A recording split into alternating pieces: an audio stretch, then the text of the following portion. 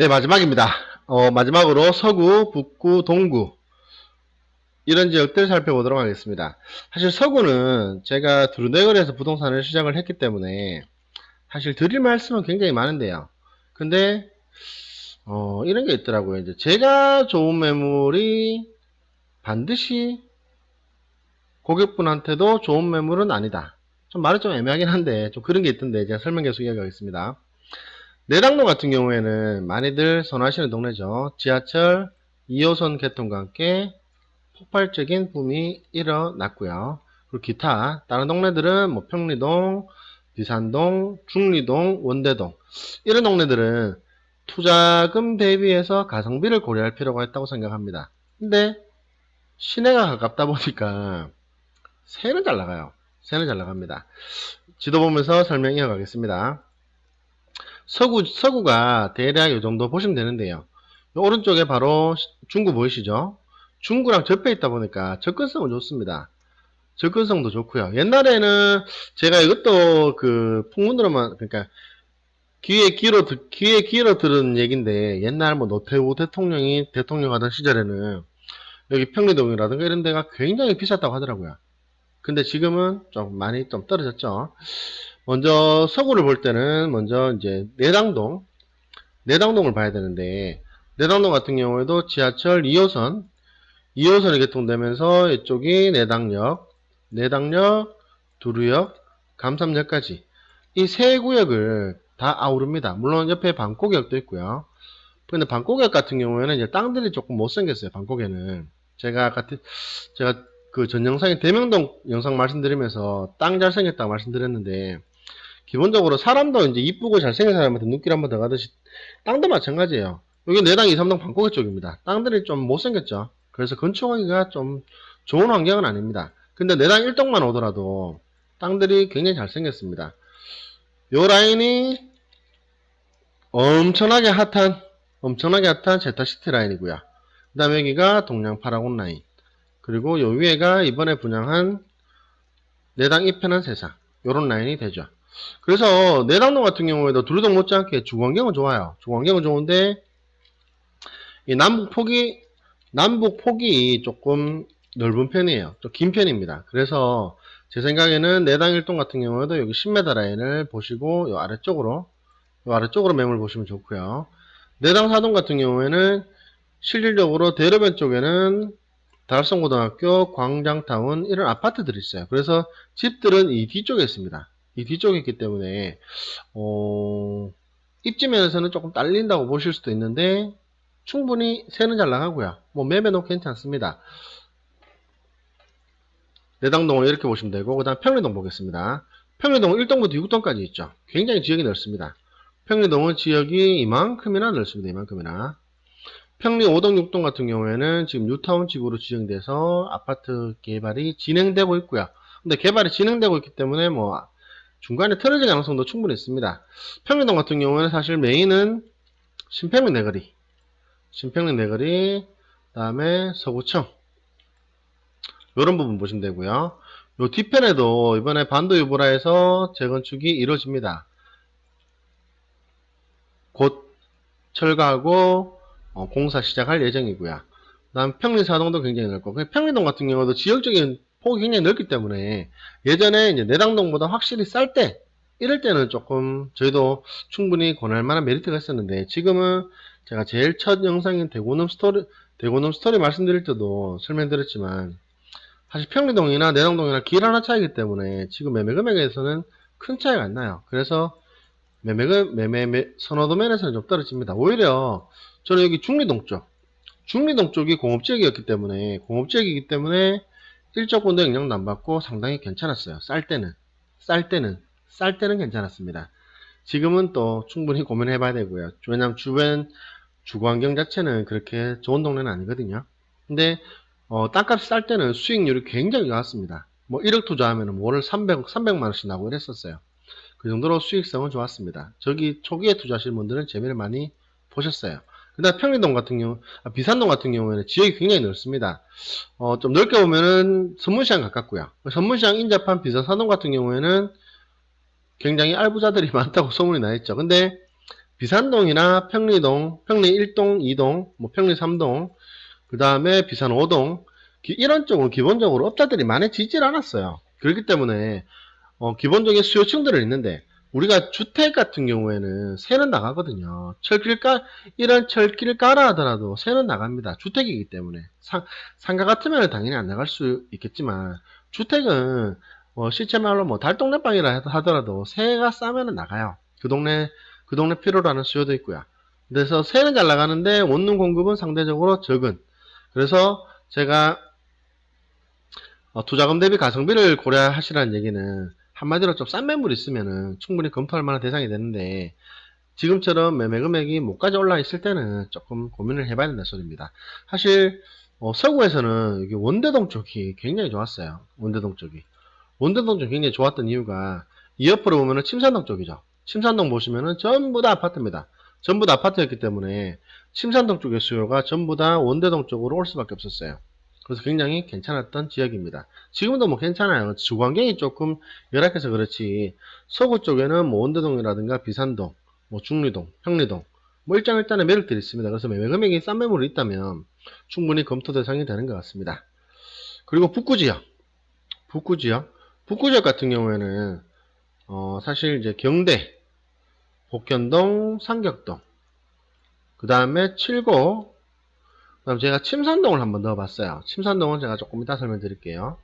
복현동, 상격동 같은 경우에는 사실 경북대 영진전문대학교 이게 뭐 다죠 뭐 사실 다고요. 지도 보겠습니다. 이쪽이 이제 복현동, 상격동, 대연동도 있네요. 대연동까지 같이 아울러 보겠습니다. 여기는 이제 경북대학교라는 엄청나게 큰 산이 있고요. 큰 줄기가 있죠. 그래서 이 주변으로 건너편에 영린전문대학까지 포함해서 엄청나게 많은 수요층들이 있었습니다. 근데 이제 기본적으로 대학교는 기숙사를 계속해서 짓고 수요층은 한정되어 있기 때문에 이런 부분은 충분히 우리가 고려를 하고 검토를 하셔야 됩니다. 그래서 사실 복현동, 상격동 같은 경우에는 매매도 저도 초창기 한번 해보긴 해봤는데 점점 시간이 지나면 지날수록 원룸 쪽으로는 조금 더 경쟁이 치열해진다고 보시면 되겠습니다. 그리고 침산동을 제가 말씀드렸는데 침산동은 와 굉장하죠. 지금 거의 뭐 아파트 가격도 수성구 범어동 못지않게 턱 밑까지 추격을 했고요. 그래서 주거환경 면에서는 굉장합니다. 굉장히 좋습니다. 굉장히 좋고 아파트가 많다 보니까 학원들도 굉장히 많고 기본적인 수요층들은 많이 있는데 원룸이 없는 동네죠. 원룸이 없는 동네이기 때문에 제가 괜찮다고 말씀드리는 거예요. 그리고 주택단지는 지금 여기 보시면은 여기가 경대교거든요. 여기가 경대교인데 주택단지가 여기밖에 없어요. 여기밖에 없고 그리고 이 뒤쪽에 옛날에 무린재지 쪽이죠. 무린재지 쪽이죠. 이쪽에 이제 오봉오거리하고 이제 요 사이에 주택단지 여기밖에 없어요. 그래서 침산동은 원룸 공급이 되면은 일단 세 걱정 안 하셔도 되고요. 매매 금액이 지금은 조금 상향 평준화됐기 때문에 좀 비싸긴 한데 침산동도 저는 충분히 검토 대상에 들어가야 되는 지역이라고 생각합니다. 요 아래쪽으로 오시면 바로 시내예요. 시내도 인접되어 있고요. 시내 수요도 충분히 땡길 수 있고 침산동 중점적으로 보시면 좋을 것 같습니다. 그리고 칠곡은 사실 8달러를 지나면 그들만의 리그입니다. 칠곡 안에서 모든 게 이루어집니다. 모든 게.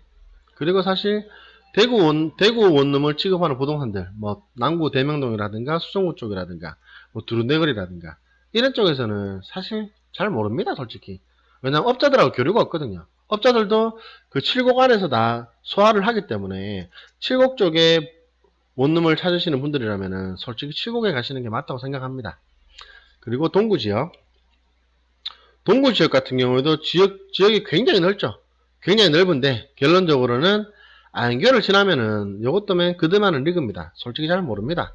잘 모르고 요게 이제 지역적으로 보면은 동촌, 유라, 혁신도시까지인데 요쪽을 취급하는 부동산들은 실질적으로 복현동, 상격동, 북구 쪽 부동산들 그리고 동구 쪽 부동산들 이쪽이 주로 취급을 합니다. 그래서 대구 도심을 취급하는 부동산들은 잘 모른다고 보시는 게 맞습니다. 오히려 저희들이 주로 가는 동네는 신암동, 신천동, 효목동 여기까지죠. 큰고개 오거리까지. 여기는 이제 동대구 역세권, 동대구 환승센터의 직접적인 혜택을 보는 동네고요. 그리고 개발붐이 굉장히 있죠. 요 지도 보면서 설명드릴게요. 요쪽이 이제 동구 쪽입니다. 제가 아까 말씀드렸던 아양교가 요쪽이고요. 여기를 지나서 동천, 유라, 혁신도시 이쪽은 솔직히 저희들이 잘 안 갑니다. 잘 안 가서 잘 몰라요. 그렇기 때문에 여기에 대해서는 조금 구체적이고 자세한 정확한 정보가 필요하시다면 인근 부동산을 물어보시는 게 제일 나을 것 같습니다. 여기가 동대구역인데요. 동대구역인데 요 아래쪽이 신천동 전부 상업지역도 굉장히 많죠. 유흥가도 많습니다. 아파트도 많이 짓고 있고요. 그리고 여기 동대구역을 지나서 이쪽이 효목동 쪽. 효목동도 이런 주거지역들은 조금 떨어지고요. 매력이. 여기 동대구역 복합화정센터 바로 접해 있는 요런 쪽. 요런 효목동 쪽. 요런 쪽 굉장히 좋고 비쌉니다. 세도 괜찮고요. 그리고 큰고개 오거리가 이쪽이거든요. 큰고개 오거리 이쪽이고 요 라인 원룸들 굉장히 좋습니다. 그리고 조금 더 가자면은 이쪽에 동구청 주변에 전부 다 주거지역들이기 때문에 여기도 주변에 매물을 조금 선별하시면 좋고요. 실질적으로 저희는 큰고개 오거리까지 많이 갑니다. 큰고개역이죠. 여기까지는 굉장히 원룸도 많고 원룸 세도 잘 나가고 좋은 동네입니다. 그리고 이쪽에 보시면 신암동 쪽. 아까 제가 그 전 영상에서 좀 전에 제가 평림 뉴타운 말씀드렸는데 여기도 보면은 신암 뉴타운이에요. 여기도 10개 구역인가 구역을 제가 정확하게 기억 못하겠는데 여러 단계로 아파트가 개발이 진행되고 있습니다. 그래서 신암동, 신천동, 효목동 같은 경우에는 지금 대구 동부권의 핵심 지역이고요. 하나의 큰 부도심이라고 보시면 됩니다. 그래서 여러가지 개발 호재도 많고요.